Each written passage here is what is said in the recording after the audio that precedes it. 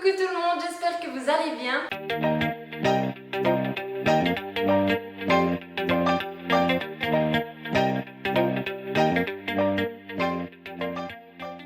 Dans cette vidéo, je vais vous parler de la malbouffe et je vais vous donner 6 conseils pour vous en débarrasser.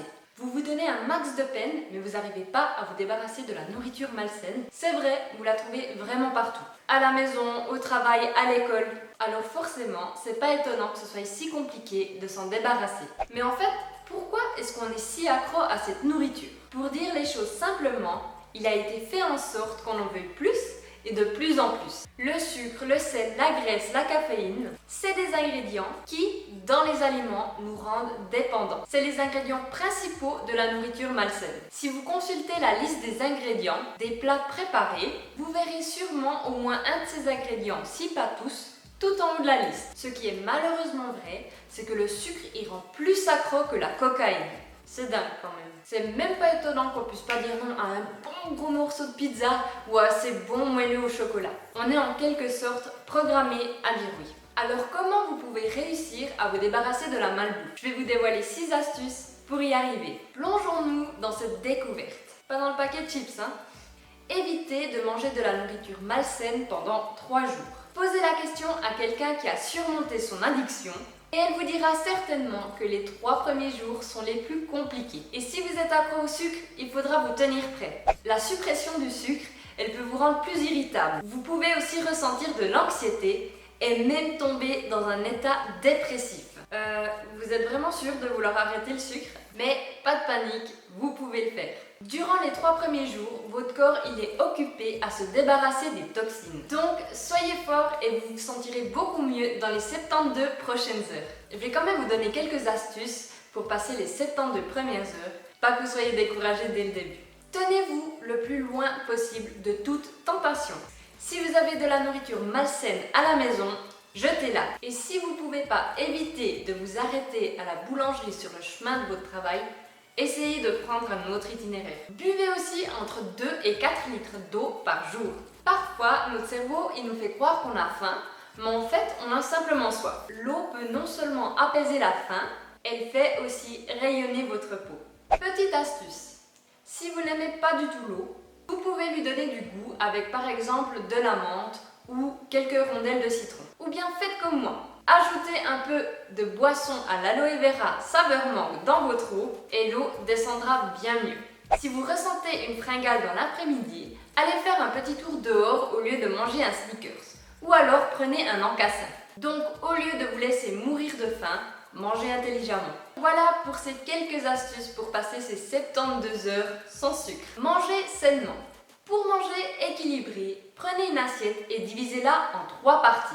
Dans la moitié de l'assiette, mettez des légumes. Dans un quart de l'assiette, des protéines et dans l'autre quart, des féculents. Pensez aussi à varier vos légumes et à faire une assiette la plus colorée possible. Faites attention aux étiquettes. Déjà, il faut savoir que plus la liste est longue, plus votre aliment est transformé. Faites aussi attention où le sucre, le maïs à haute teneur en fructose, la farine blanche et d'autres aliments inconnus se trouvent tout en haut de la liste.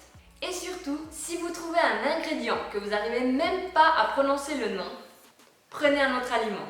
Et pour ne pas céder aux tentations quand vous faites vos courses, passez pas trop de temps dans les magasins et surtout n'y allez pas le ventre vide. Ce serait une grosse erreur. Vous allez acheter plein de produits inutiles et pas forcément bons pour vous. Planifiez vos repas à l'avance. Des routines saines, c'est super.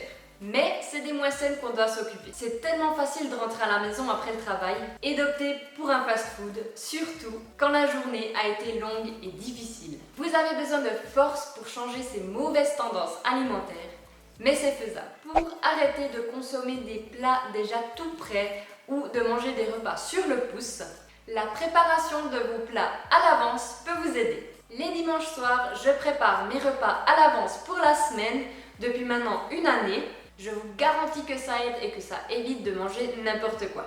Si vous changez vos routines malsaines en saines, vous atteindrez bien plus vite vos objectifs. Pensez au jour le jour. Essayez de ne pas vous dire « Oh, mais je vais jamais y arriver !»